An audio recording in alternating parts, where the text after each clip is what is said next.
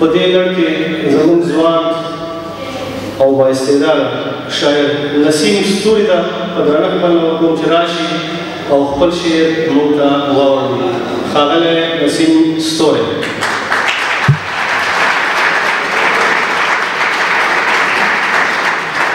د شعر څخه مخکې دوه بیته: ولې د عشق دا محلونه راته ګډوډ ښکاري، ولې د عشق دا محلونه راته ګډوډ ښکاري، د خپل وجود د سا فکرونه راته ګډوډ ښکاري، هسې خواري د ولولو خاطره څه کوي، هسې خواري د ولولو خاطره څه کوي، د سړیتوب بعضې نومونه راته ګډوډ ښکاري.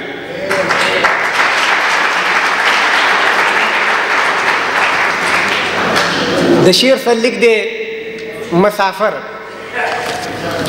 نه به مونږه در په در وې، نه به مونږه در په در وې، نه به ژوند لره خطر وې، چې پښتون عقل پښتون وې دغه خاوره به سره زر وې.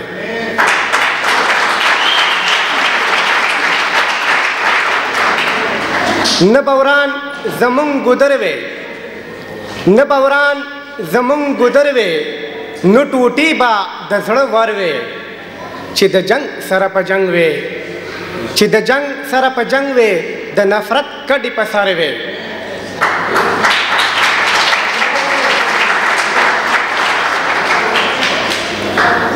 نه به وران زمونږ ګودر وې، نه به وران زمونږ ګودر وې، نه ټوټې به د زړه ور وې، چې د جنگ سره په جنگ وې، د نفرت کډې په سر وې. نه د اوښکو به لښکر وې، نه د اوښکو به لښکر وې، نه به څه وې موزیګر وې، نه د پوهې به کمي وې، نه د پوهې به کمي وې، چې د علم نه خبر وې. نه ښوونځی به مکندر وې، نه ښوونځی به مکندر وې، نه د مینې مات وزر وې. هر بچی د پښتونخوا مو، هر بچی د پښتونخوا مو، پوه په پوهه لکه لمر وې.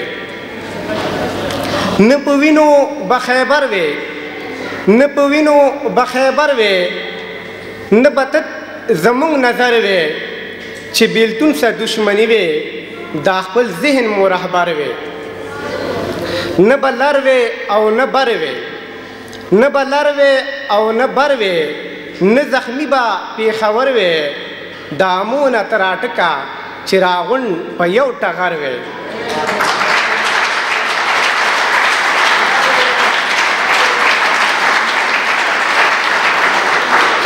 نه به لر وې او نه بر وې، نه به لر وې او نه بر وې، نه زخمی به پیښور وې، د امو نه تر اټکه چې راغونډ په یو ټغر وې.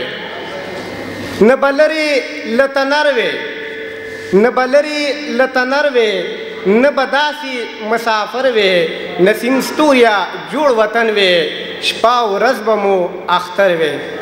ستاسو د اورېدو نه یوه نړۍ مننه.